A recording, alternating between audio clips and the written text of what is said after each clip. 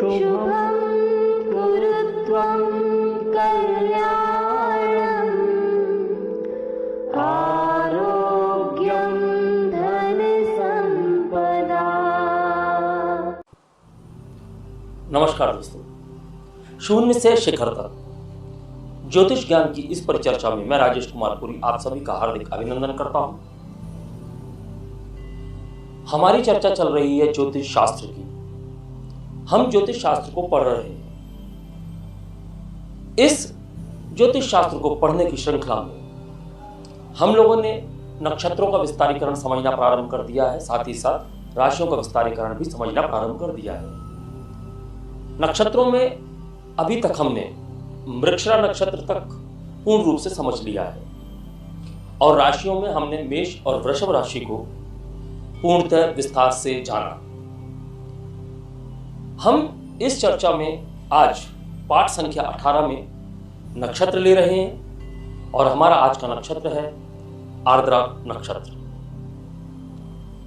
यदि विषय से संबंधित आपको कोई जानकारी चाहिए है या आपको ऐसा लगता है कि कोई शंका बाकी रह गई है या मैं आपको समझा पाने में असमर्थ रहा हूं, तो देखिए यह वीडियो है और वीडियो के अंदर यह हो सकता है कि आप पूर्ण रूप से कभी कभी ना समझ पाएं, तो आप निसंकोच हमसे संपर्क स्थापित करके उस जानकारी को प्राप्त कर सकते हैं और इसका हम आपसे कोई भी शुल्क नहीं लेते हैं।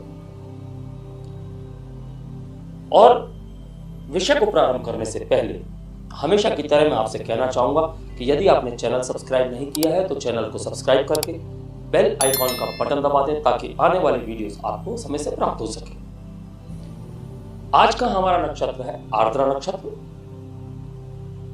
6 डिग्री 40 मिनट से 20 डिग्री मिथुन राशि के अंदर, और इस नक्षत्र के स्वामी है राहु। राहु का नाम सुनते ही लोगों में कपकपी छूट जाती है, क्योंकि उसकी जो भूमिका है वो लोगों के मन में कुछ ऐसी बना दी गई है। लेकिन यहां डरने की आवश्यकता नहीं है।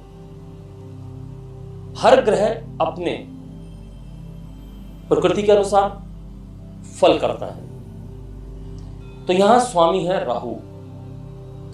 और अगर हम इस नक्षत्र के एस्ट्रोनॉमी स्टार की बात करें तो इसके एस्ट्रोनॉमिकल स्टार हैं alpha ओरेनस and Betelgeuse. Star dog के नाम से भी या डॉग स्टार के नाम से भी आप इसे बुला सकते हैं या जाना जाता है।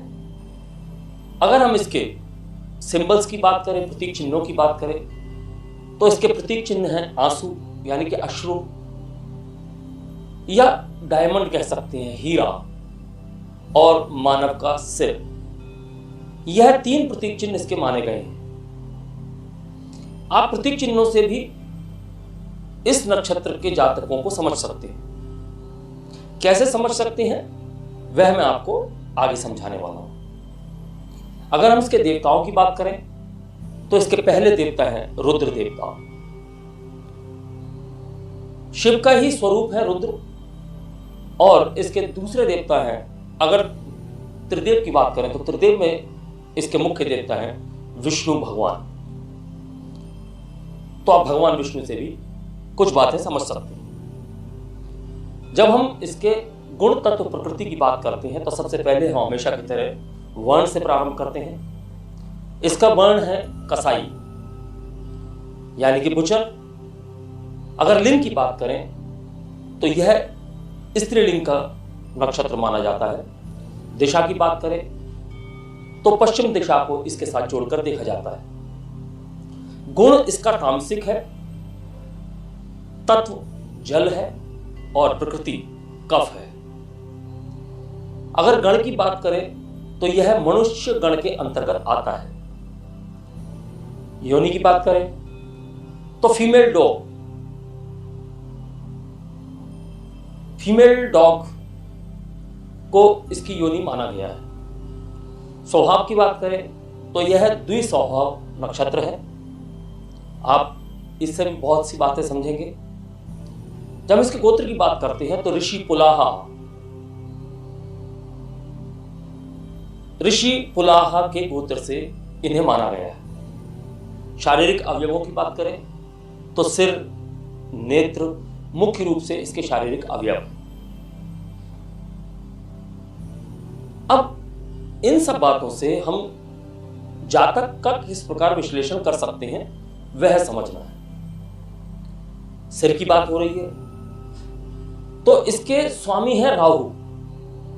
जब हम राहु केतु की बात करते हैं तो राहु सिर है और धड़ केतु है, तो यहां सिर की बात हो रही है। सिर यानी कि प्लानिंग, बुद्धि, विवेक। तो यह जातक बुद्धिमान होते हैं, प्रतिभावान होते हैं, लेकिन चूंकि बात प्लानिंग की आ रही है, कहीं ना कहीं कुछ स्कीमिंग करने वाले, तो यह धोखेबाज भी हो सकते हैं। प्रवृत्ति आपराधिक भी हो सकती है। इनकी कमजोरों को दबाने की प्रवृत्ति हो सकती है। धन का नाश करने वाले और आवेश में निर्णय लेने वाले यह जातक होते हैं। अगर हम इन जातकों को और विस्तार से देखें तो इनका संबंध दुख से है। अश्रु यानी कि दुख, तो कहीं ना कहीं दुख की बात इनके जीवन में देखी जा सकती है। इस नक्षत्र के बारे में अगर चर्चा की जाए तो पशु शरीर में आत्मा की अभिव्यक्ति इस नक्षत्र के द्वारा की जाती है। जंगली जानवरों और जंगली चीजों से संबंधित विषयों में इस जातक को महारत हासिल होती है। जंगली जानवरों और जंगली चीजों से संबंधित विषयों में महारत होती है। आप यूं कह सकते हैं कि मानव अस्तित्व में पशु स्थिति को संदर्भित करता हुआ नक्षत्र है। आप यहां पशु शब्द अधिक सुन रहे हैं, तो पार्श्विक प्रवृत्ति, वर्ण कसाई, तो पार्श्विक प्रवृत्ति हो सकती है, कोई बहुत बड़ी बात नहीं है। अगर इन जातकों की बात करें तो भूख, सुरक्षा, इसकी तलाश में हमेशा रहती है और शारीरिक जो बुनियादी आवश्यकताएं हैं उनके बारे में बहुत अधिक यह प्रेरित होती है उनसे। यानी कि हम यौन इच्छाओं की बात कर सकते हैं। इन जातकों की प्रकृति के करीब रहने की अत्यधिक इच्छा होती है। अगर हम बात करें तो यह विकसित और संवेदनशील शारीरिक इंद्रियों के स्वामी होते हैं। कलात्मक प्रतिभा होती है, लेकिन जैसा कि मैंने कहा पशु व्यवहार, तो पशु व्यवहार से संबंधित यह नहीं है कि पार्श्विक प्रवृत्ति केवल जातकों की हो। कई बार ऐसा भी होता है कि पशु व्यवहार या जैव चिकित्सा यानी पशु चिकित्सा के क्षेत्र में हो सकती है, शोधकर्ता हो सकते हैं। अगर ये जातक आहत भी हों किसी की बातों से या किसी के व्यवहार से आहत भी होते हैं, तो यह सामान्य दिखने की कोशिश करते हैं। चिकित्सा के क्षेत्र में इनका कैरियर हो सकता है। विशेष रूप से मानसिक तौर पर बीमार, कैदी और नशा करने वालों की चिकित्सा करने में ये माहिर होते हैं। और जो वंचित तबका है, हमारे समाज में कुछ तबके ऐसे होते हैं जिन्हें वंचित तबका कहा जाता है, या यूं कह सकते हैं जिन्हें अलग रखा जाता है। ऐसे तबकों की सेवा भाव करने वाले या ऐसी प्रवृत्तियां इनके अंदर स्वयं भी हो सकती हैं। मानवीय सेवाओं में यह अग्रणी होती हैं। साथ ही साथ कहीं कहीं यदि नक्षत्र पीड़ित है और नक्षत्र के ऊपर अन्य क्रूर ग्रहों का दबाव है, तो वेश्यावृत्ति, आपराधिकता इस नक्षत्र के जातकों में देखी जा सकती है। अगर इन जातकों के कार्यों की बात करें, व्यवसाय की बात करें, आजीविका की बात करें, तो इस नक्षत्र के जातक सेल्समैन हो सकते हैं, मर्चेंट हो सकते हैं और चिकित्सा के क्षेत्र में इनका कैरियर हो सकता है। लेखक हो सकते हैं, राजनेता हो सकते हैं, शिक्षक हो सकते हैं, जनसंपर्क अधिकारी हो सकते हैं, भौतिक, खगोल शास्त्र, रसायन विज्ञान, गणित, इंजीनियरिंग, इन सभी विषयों में शोधकर्ता हो सकते हैं, अनुसंधानकर्ता हो सकते हैं। एक पहलू इनका सृजनात्मकता का भी है। शास्त्रों से संबंधित ज्ञान भी हो सकता है। एलोपैथी, होम्योपैथी, रेडियोपैथी, जैसे इसे रेडियोथेरेपी भी कहते हैं, इन क्षेत्रों में भी यह जातक देखी जाती है। इलेक्ट्रिकल, बिजली की तरफ से बात करें, सॉफ्टवेयर की बात करें, एनिमेशन की बात करें, तो इन जातकों का प्रभुत्व इन सब क्षेत्रों में भी देखा जाता है। चूंकि प्रकृति की बात हो रही है, इस नक्षत्र में प्रकृति की बात होती है। यह जातक प्रकृति के साथ संबंध स्थापित रखते हैं, यह प्रकृति के कानूनों को ज्यादा मानते हैं।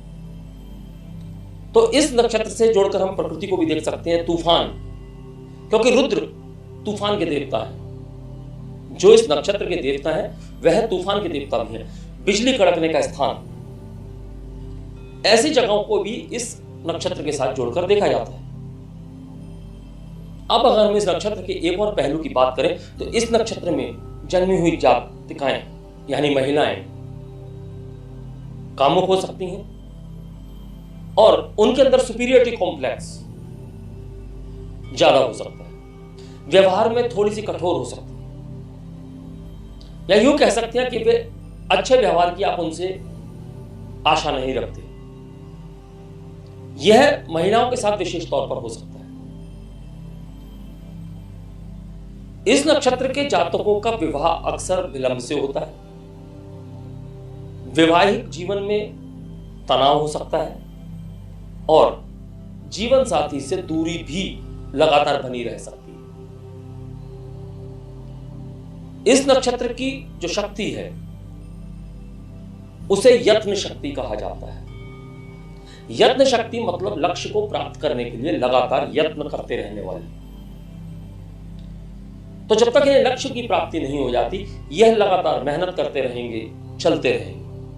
अक्सर इस नक्षत्र के जातकों को 32 वर्ष से लेकर 42 वर्ष के बीच में कैरियर में एक जबरदस्त उठाव आता है या एक बहुत शानदार मुकाम हासिल होता है। यह आर्द्रा नक्षत्र है। आर्द्रा का मतलब है नमी, तो यहां नमी से भी इसका संबंध जोड़ के देखा जा सकता है। तो द्विस्वभाव है, तो कहीं कहीं आपको इसकी पॉजिटिव साइड देखने को मिलेगी और किसी किसी जातक में इसकी नेगेटिव साइड अधिक देखने को मिलेगी। किन जातकों में किस प्रकार के लक्षण परिलक्षित होती हैं, यह हम जब फलित करेंगे और कुंडली को सामने रख के समझना प्रारंभ करेंगे तो हम बहुत अच्छी तरह से समझ पाएंगे। और अगले वीडियो में जब हम इस नक्षत्र के चरणों को समझेंगे और उन चरणों के अंदर जो ऊर्जा है, उन ऊर्जाओं के अनुसार जातकों को समझेंगे तो और बेहतर समझ में आएगा। चूंकि दुख से संबंधित तारा है, इसको दुख का तारा भी कहा जाता है, तो विचार और पीड़ा को दूर करने का संभव प्रयास यह जातक अवश्य करते हैं।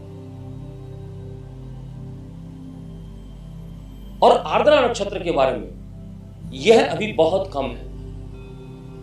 जो अभी मैंने बातें की यह तो आर्द्रा नक्षत्र का निचोड़ मात्र है। और विस्तार से अगर बात करें तो इसके विश्लेषण को बहुत अत्यधिक लंबा किया जा सकता है, लेकिन हम वीडियो को लंबा नहीं करेंगे, हम विषय को लंबा नहीं करेंगे। जो मुख्य बातें हैं इस नक्षत्र से संबंधित वह हम आपसे कर चुके हैं। आज मैं अपनी वाणी को विराम देने की आज्ञा चाहूंगा और अगले वीडियो में आपसे इस नक्षत्र के चरणों की चर्चा लेकर पुनः मुलाकात करते हैं। और जाते जाते पुनः एक बार मैं आपसे कहना चाहूंगा कि यदि आपने चैनल सब्सक्राइब नहीं किया है तो चैनल को सब्सक्राइब करके बेल आइकॉन का बटन दबा दें ताकि आने वाले वीडियोस आपको समय से प्राप्त हो सके। नमस्कार, धन्यवाद। शुभं कुरु त्वं कल्याणं